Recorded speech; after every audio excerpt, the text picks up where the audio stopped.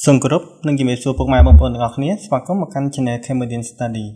នៅក្នុងវីដេអូនេះគឺយើងនឹងចូលទៅសិក្សាអំពី comment មួយទៀតដែលមានឈ្មោះថា hash comment hash នេះគឺមាន shortcut key អក្សរ hash comment hash គឺការចាក់បំពេញពណ៌ឬនិយាយចំគឺកំណត់សម្គាល់អញ្ចឹងមុននឹងចូលទៅស្វែងយល់អំពី comment hash នេះសូមបងប្អូនទាំងអស់គ្នាជួយ Subscribe Channel Cambodian Study ម្នាក់មួយផងកុំឲ្យខាត់ពេលយូរយើងចូលទៅសិក្សាស្វែងយល់អំពី comment hash ទាំងអស់គ្នានេះបងប្អូន hashដែលមាន shortcut key អក្សរ hash ហើយថ្ងៃនេះគឺយើងអត់សិក្សា comment ច្រើនទេគឺយើងសិក្សាតែ comment hash នេះមួយទេដោយសារខ្ញុំនឹងបញ្យល់បងប្អូនអំពីការប្រើប្រាស់ hash នេះហើយនឹងការ install hash add បន្ថែមនៅក្នុងកម្មវិធី Autodesk AutoCAD នេះដោយសារ hash មួយចំនួននៅក្នុងកម្មវិធី Autodesk AutoCAD នេះវាមានតិចអញ្ចឹងបើសិនជាបងប្អូនក្នុងករណីដែលបងប្អូនបាន hash បាន file hash ពីគ្រូឬក៏មិត្តភ័ក្តិបងប្អូនដែលមាន hash ថ្មីនោះគឺបងប្អូនអាច add ចូលបន្ថែមបាននៅក្នុងកម្មវិធី Autodesk AutoCAD នេះអញ្ចឹងយើងចូលទៅស្វែងយល់អំពីឧទាហរណ៍នៃការប្រើប្រាស់ hash នេះទាំងអស់គ្នាការចាក់ hash នេះគឺចាក់បែបណាឥឡូវយើងឧទាហរណ៍មួយឧទាហរណ៍ថាយើងមានមុខកាត់ធ្នឹមមួយបាយមក OAC enter ហើយប្រវែងទំហំមុខកាត់ធ្នឹមនោះគឺទទឹងពីទឹកហើយកម្ពស់វា3ទឹក200គឺវា300យើង enter វាមកនេះបែបនេះហើយការចាក់ hash នេះដែរឥឡូវយើងឧទាហរណ៍ថាធ្នឹមនេះយើងកាត់វាហើយយើងពុះកាត់វាមកយើងឃើញមុខកាត់វាបែបនេះប៉ុន្តែនៅពេលយើងពុះកាត់មុខកាត់វាមកយើងប្រកាសជាឃើញសរសៃដែកហើយឥឡូវយើងគូសរសៃដែកដាក់បញ្ចូលសិនមកខ្សែខ enter បែបនេះមកហើយយើងវាយទំហំដាក់16ដៃ16លីចុះបែបនេះហើយយើង copy វាយកមកដាក់មក CO enter បែបនេះហើយคลิกចំកណ្ដាលនេះមកនេះឥឡូវយើងដាក់ដែកនៅតំបន់ tension នេះយើងដាក់4ដើមចុះ1 2 3 4ហើយនៅតំបន់ compression នេះយើងដាក់តែ2ដើមមកនេះពេលបងប្អូន install AutoCAD ឆ្នាំ2021ចូលនៅក្នុងកុំព្យូទ័ររបស់បងប្អូនhash ដែលកម្មវិធី Autodesk ផ្ដល់ឲ្យគឺមានតែប្រមាណចំនួននេះទេដែលបងប្អូនអាចយកមកប្រើប្រាស់បានឥឡូវយើងឧទាហរណ៍យើងចាក់ hash ទៅលើសរសៃដែកនេះឥឡូវយើងប្រើ solid នេះហើយការចាក់ hash ហ្នឹងគឺវាមានពីររបៀបទី1បើយើងយកចំណុចនេះគឺយើង pick point នេះគឺយើង click ឲ្យចំចំណុចកណ្ដាលមកប៉ុន្តែបើយើងយក select នេះគឺយើង select ទៅលើបន្ទាត់ cycle នេះគឺវានឹង load hash ឲ្យហើយឥឡូវយើងចូលទៅសាកមើលអំពីការ click នេះ pick point នេះហើយយើង click ចំកណ្ដាលមួយមកនេះបែបនេះទៀតនេះបងប្អូនសរសៃដែកយើងមុខកាត់វាយើងឃើញបែបហ្នឹងដល់ពេលយើងពុះកាត់ធ្នឹមមកប៉ុន្តែវាអត់តន់ចប់ទេតាមពិតទៅវាត្រូវមានដៃកងមានអីហើយមុខកាត់នេះគឺជាមុខកាត់បេតុងអញ្ចឹងយើងត្រូវចាក់សាច់បេតុងចូលឲ្យវាទៀតបញ្ជាក់កន្លែងនេះមានដៃកងប៉ុន្តែខ្ញុំអត់គូទេដៃកងឥឡូវយើងចាក់សាច់បេតុងចូលបែបនេះហើយនេះ comment concrete នេះ AC concrete នេះហ្នឹងយើងអាចយកមកប្រើប្រាស់សម្រាប់ការចាក់មុខកាត់បេតុងបានហើយឥឡូវមិញយើងស្វែងយល់អំពីការ pick point ឥឡូវយើងស្វែងយល់អំពីការ select នេះតម្រងទៅសម្រាប់ការចាក់ hash សាច់បេតុងនេះឥឡូវយើងគ្រាន់តែ click កន្លែង select នេះហើយយើងមក select ពីលើ object នេះវានឹងលោតសាច់បេតុងឲ្យយើងហើយបែបនេះឃើញទេនេះសាច់បេតុងនេះហើយការចាក់ hash នេះក៏យើងអាចកំណត់ scale វាបានដែរនៅពេលយើងឃើញបែបនេះគឺ scale វាធំពេកអញ្ចឹងយើងមើលទៅអត់សូវស្អាតទេអត់សូវសមជាសាច់បេតុងអញ្ចឹងយើងបន្ថយ scale យើងថយកន្លែងនេះ scale នេះគឺយើងអាចបន្ថយក៏បានតម្លើងក៏បានដែរប៉ុន្តែក្នុងករណីយើងយក scale 20នេះវាធំអញ្ចឹងយើងបន្ថយវាមកសល់ត្រឹម5វិញមកវាយលេខ5ហើយ enter ឃើញអត់នេះបងប្អូននេះនៅពេលយើងបន្ថយ scale មកសល់ត្រឹម5វិញឃើញគឺវាចេញតម្រងបែបនេះអាហ្នឹងសំខាន់បងប្អូនមើលវាទៅណាថាប៉ុន្មានសមហើយស្អាតអានេះគឺការពំនុះកាត់នៃធ្នឹមរបស់យើងឥឡូវយើងគូជើងតាំងឥឡូវយើងសាកគូជើងតាំងមើលយើងគូជើងតាំងយកឧទាហរណ៍ថាជើងតាំងហ្នឹងកម្ពស់ជើងតាំង3ទឹកហើយទទឹងវាសងខាង3ទឹកសងខាងយក OVC enter ប៉ុន្តែអានេះយើងគូ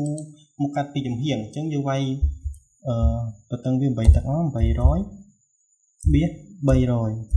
ហើយ enter បែបនេះយើងបានជើងតាំងមួយហើយធម្មតានៅពេលដែលបងប្អូនធ្វើជើងតាំងមកយើងត្រូវបដោះសសរទឿឡើងមកលើទៀតហើយឥឡូវសសរទឿយើងឥឡូវយើងឧទាហរណ៍ថាសសរទឿយើងកម្ពស់1ម៉ែត្រចុះ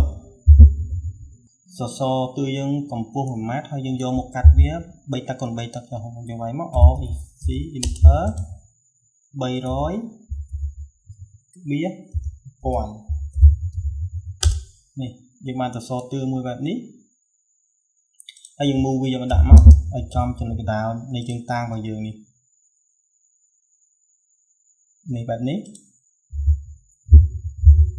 là bây giờ những mùiแบบนี้ให้ยังยังanhพอกับmình khi là mới cắt cho nó cái đào này các bạn này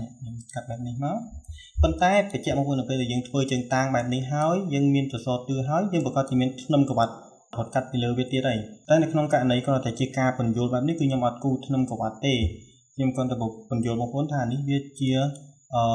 เชิงตั้งอันนี้เจียจะซอตื่อันนี้ในปียังปุ๊บผลกัดไปเมา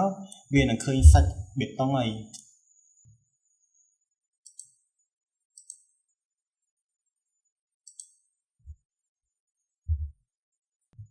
อันนี้กัดอันนี้เจ้าเนาะอะไรยังจับได้มันเป็นจิงตาในมอดดีไออินเทอร์แบบนี้ให้ยังมาจับหัดเบียร์เหมือนเรื่องใบมอเอ็กอินเทอร์ให้ยังถือโยหัดแต่ยังถือโยมาจับเบียร์เมายังโยหัดขันคลิปนี้โยมาจับเบียร์เมายังคลิกโยปิดพอยแบบนี้สเกลเบียร์เรียงตัวเป็ดอะไรยังปริวิติมั้งยังดับเบียร์ตรงดับแรมให้ยังอินเทอร์เหมือนมั้งนี่ตอนนี้มองอะไรยังเติร์อุติฮอมที่อ่ะนึกไปแต่มองคนกูที่เอาที่เขาทำแบบนี้จิบเตะมวยจ้ะเอายังเอาเซตแจงวีดอกมั้งยังเปิดดอกยังไปคลิกมวยมั้งให้โออินเทอร์โอsorryโออินเทอร์ดอกมาร้อยอินเทอร์เอายังคลิกแบบนี้มั้งอันนี้ยังที่เขาทำวีจิบเตะให้ยังเพ่นจังดอกให้ยังกูตัวโซมั้งโออินซีอินเทอร์ปีร้อยเบี้ยปีร้อยอินเทอร์แบบนี้อันนี้เจียตัวโซแล้วยังจะหาจะโซหลังหอยมั้งยังอันนี้เบี้ยเจียผลกัดยังมือปีขังเหลือแล้วยังจะหาอย่างมั้งให้อินเทอร์นี่เบ็ดตองแบบนี้เอายังกูปีเบี้ยยังมันได้ปัจจัยโครงการไหนเดี๋ยวบางคนเปิดพลังเจ็ดไนบางคนอาจโจมปลอกไปโครงการไหนเดี๋ยวยังจังกายตุ่มหงตัวโซนี้bây giờ mang trong block về hếtคือยังกายแต่มวยคือเวียนรถโอโต้ต้องออกกันดอกปัจจัยนี้คงเราจะจีกาเป็นโยเดียแล้วยัง copy จะกระดาษสั้นมั้งนี่นี่กระดาษแล้วยังยมด่าตัวนี้มั้งยังด่าเอาตัวโซเลียนข้างกลางจะเกี่ยวหมดตรีเลียนตัวโซจ้ะคลิกอะไรนี้มีติดมั้งอะไรนี้ติดอะไรนี้ติดแล้วยังมาจะให้trang song khang phần tay chỉ tu tới tiếc khi dân thở miền thuê miền bội miền ấy phần tay ní nhom ọt nhom ọt cu thuê cu bội thì còn là nhom một tia ho này ca chạ hai tè ní dân chạ hai chi bậc hệ chủng quan chủng chàng lấy những vài mắt hát ấy kinh thớ hay dân chơi hai bạn nát để xong lên chủng chàng là dân chơi mà nè hay dân hai người ní hay dân click tăng cho nó cái đá lên muối cho nó cái đá lên muối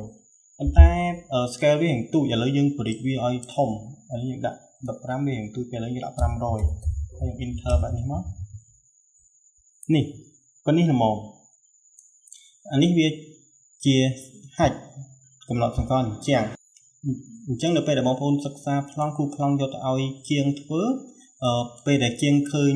nè cầm lọt thành con hạch thì dân chặn nơi tây nam môi cái lại nơi không phong nó cái đằng hậu cái lại nữa và có chỉnh chàng này hơi ca cu bạn biết cứ chẳng ắt đọc bằng chẳng ắt một thấy riêng cu tùm hôm bị tắc màu hơi nâng miên cầm lọt trong co trên lơ phăng chẳng làm bởi ai chiêng nghi xuống không ca thử phần tay chắc đây là những thời miên thuy miên túi y tiết phần tay nhưng mà thưa thế nên còn ra bị dỗ bông ô là pi ắt thả bị thọ nhà ca pra hạch tại bản nọc lỡ dương tô từ thì không chịu thì họ thay dương cu tùm bồ lỡ lá nhìn thơ vậy nên má hơi dương cu tùm bồ đại miên của anh ô tô tham 7 mét trên những vài món 7 phón hay dân inter mà hay dân làm tới dân thử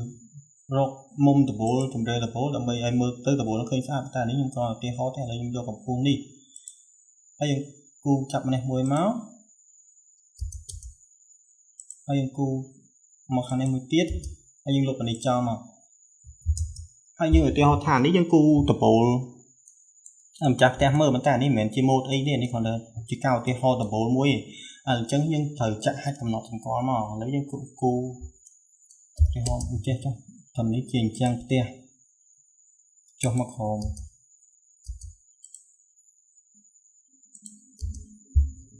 ហើយយើងចង់ចាក់ហាច់ដំបូលនេះដើម្បីកំណត់សម្គាល់ជាម៉ូដដំបូលចឹងយើងវាយមក Edit Enter ហើយយើងគេជ្រើសរើសយកម៉ូដដំបូល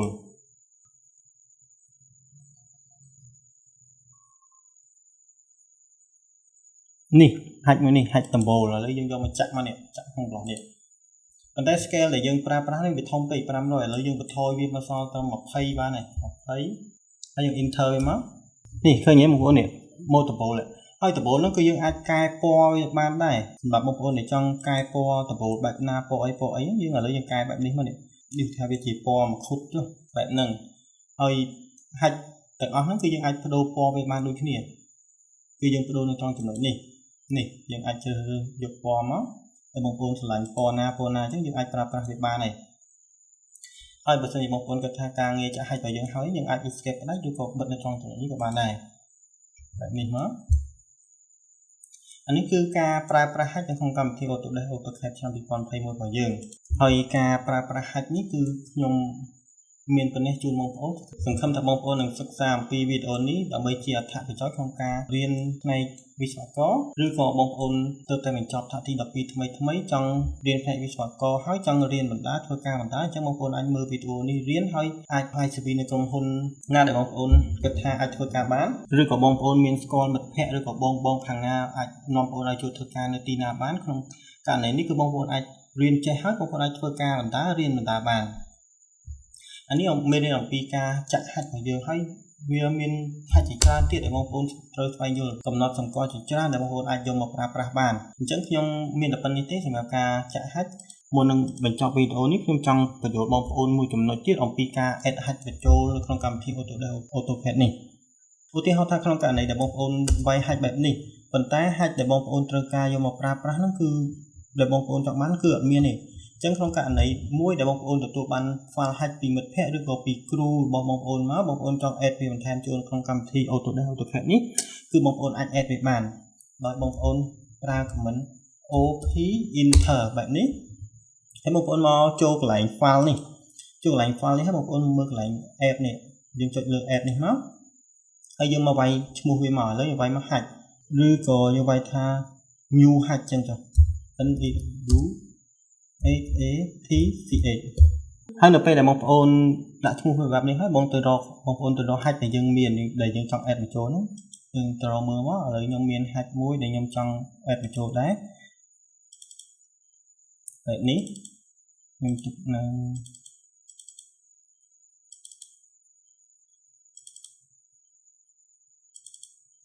នេះហាច់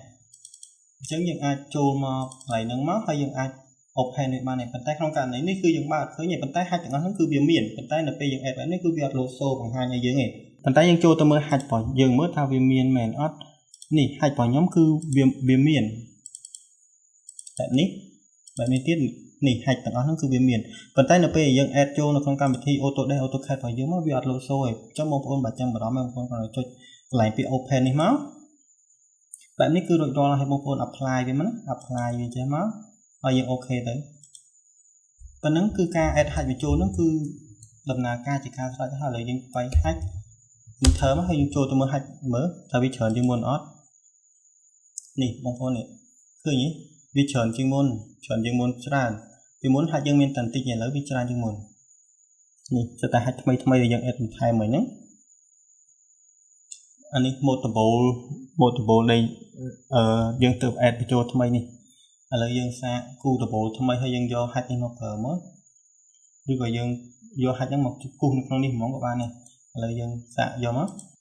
ឥឡូវយើងសាកហើយយើងគូយើង click មួយមកនេះហាច់ប៉ុន្តែ scale វាទូចពេកឥឡូវយើងដាក់ធំតិចមក500បែបនេះ enter បែបនេះវារឿងធំពេកឥឡូវយើងដាក់តាម300បាន300 enter នេះហើយយើង close វាមកនេះបងប្អូនដំបូលហើយក្នុងករណីនេះក៏យើងក្នុងការគូឬក៏ចាក់ហាច់នេះមិនថាហាច់ដំបូលឬក៏ហាច់អីផ្សេងទៀតក៏យើងអាចកំណត់មុំវាបានដែរយើងអាចបង្វិលមុំវាបានដោយការកំណត់មុំគឺយើងមើលក្នុងចំណុចនេះ trong chỗ nàyคือยังចង់វាយចំនួនលេខចូលក៏បានឬក៏បងប្អូនអត់ចង់វាយទេយើងទាញយើង click បែបនេះហើយអូសបែបនេះក៏បានដែរឃើញទេនេះវាវិលតាមមុំដែលយើងទាញទៅឃើញទេបែបនេះគឺវាអាចបង្វិលបានហើយឃើញទេឬក៏បងប្អូនអត់ចង់ទាញបងប្អូនអាច click ទៅនេះវាយចំនួនក៏បានដែរអញ្ចឹងមេរៀននៃការបញ្ចូលអំពី comment hash ហើយនិងការ add hash ថ្មីបញ្ចូលនៅក្នុងកម្មវិធី Autodesk AutoCAD នេះគឺខ្ញុំមានប៉ុណ្ណេះជូនបងប្អូនទាំងអស់គ្នា